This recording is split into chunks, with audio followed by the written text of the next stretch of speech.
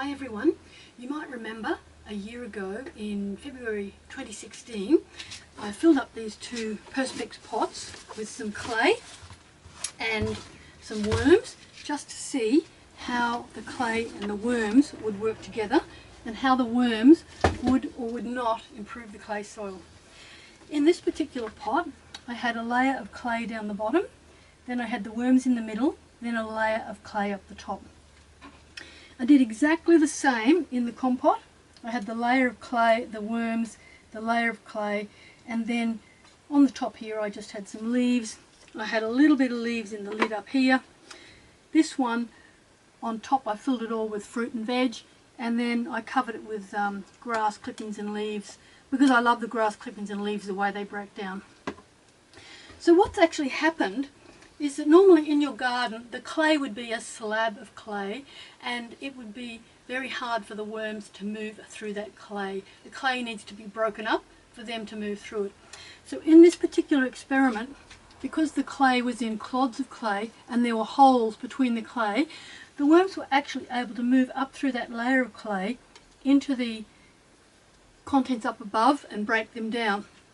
But what I found really interesting is that they've laid a layer of their castings on top of the clay.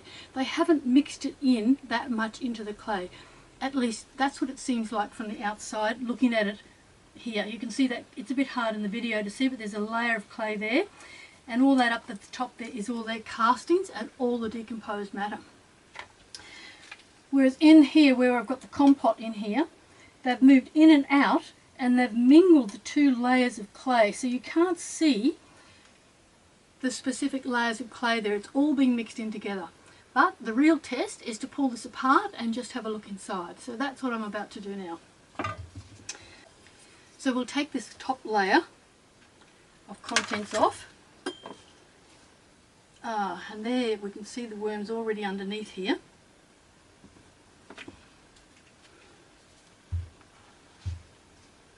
Look at that beautiful soil. That's the grass clippings and leaves. It breaks down to the most beautiful compost, I think. So you can see the worms in there.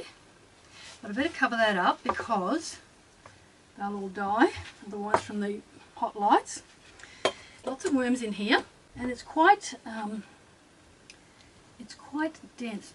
I'm trying to get down to that clay layer just to see what it's done, because this is all their castings on top really. And we know worms do that, so that's nothing new. But what we want to find out is what they do to the clay soil. A bit more. It's really quite hard to get down here. This is very dense.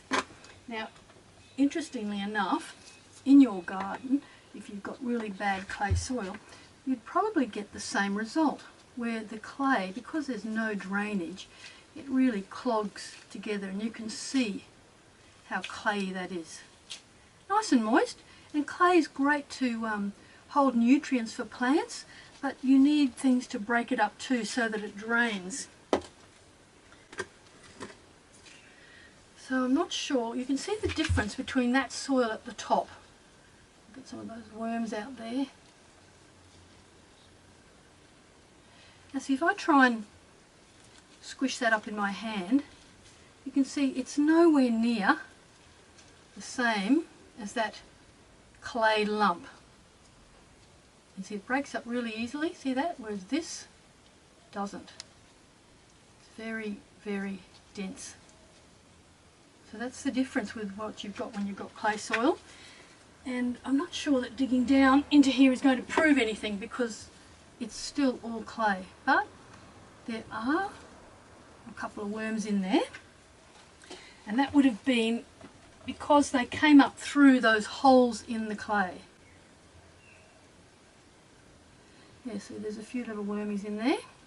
Now this is getting right down to the bottom now, and there's no worms in that at all.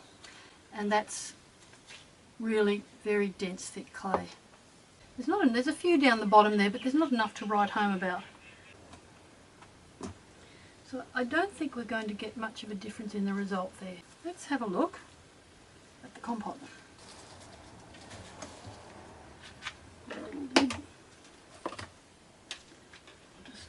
Contents out again. Now I might just I'll pull this lid out here. Sorry, I'll pull this pot out here.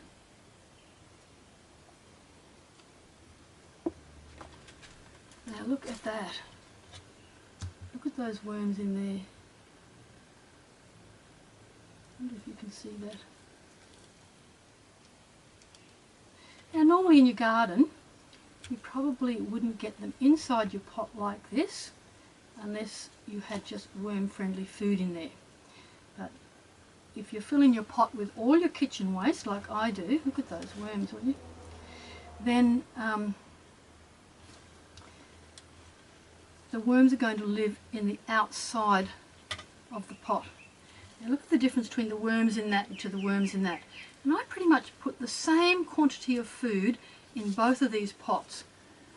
So let's have a look deeper down now at the sides here and just see. Now there's a bunch of soldier fly casings on the top here.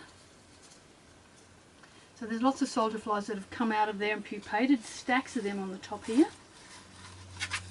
Put these over there. And I want to see just how they've improved this clay. And I'll go back a little bit deeper there. So this is a couple of inches now. This is a tiny bit further away from the pot, and there wouldn't have been clay this high up in the pot. So that proves to me that the worms have mixed that clay in with the soil. Now let's just get some worms out of there and squeeze this and see what it's like. Oops, there's a worm in there. Now you can see that that is still clotting together quite strongly, like that piece of, well, let's have a look at this one here. I'll get some more, make it look a reasonable sample.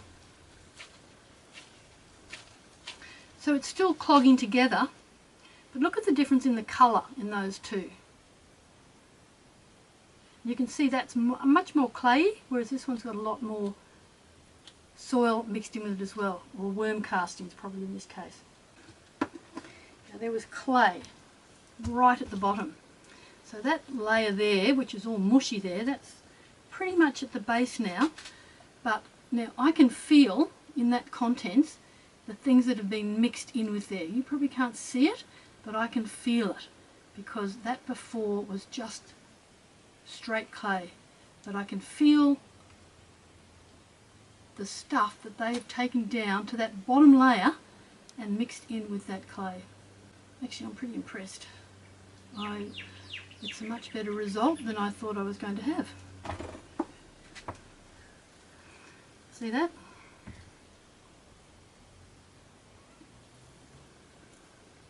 That's definitely improved.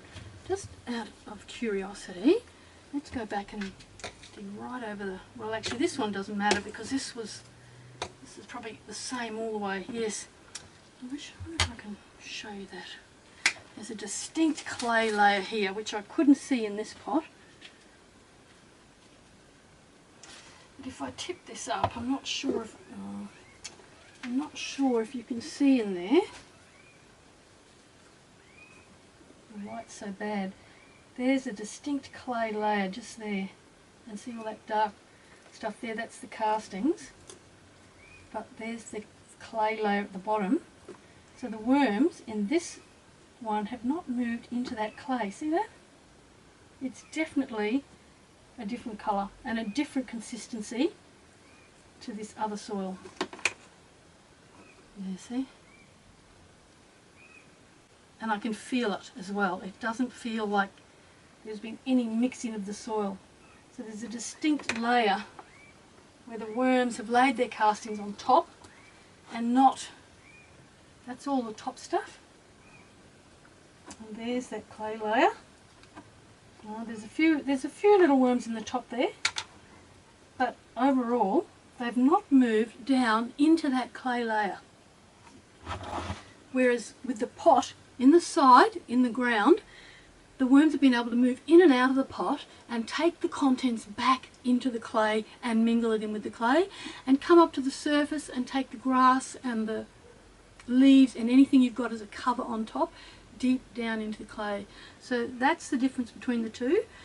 And I think that pretty much proves, well it certainly does to me, that if you put a pot in your garden, it's definitely going to improve your clay soil.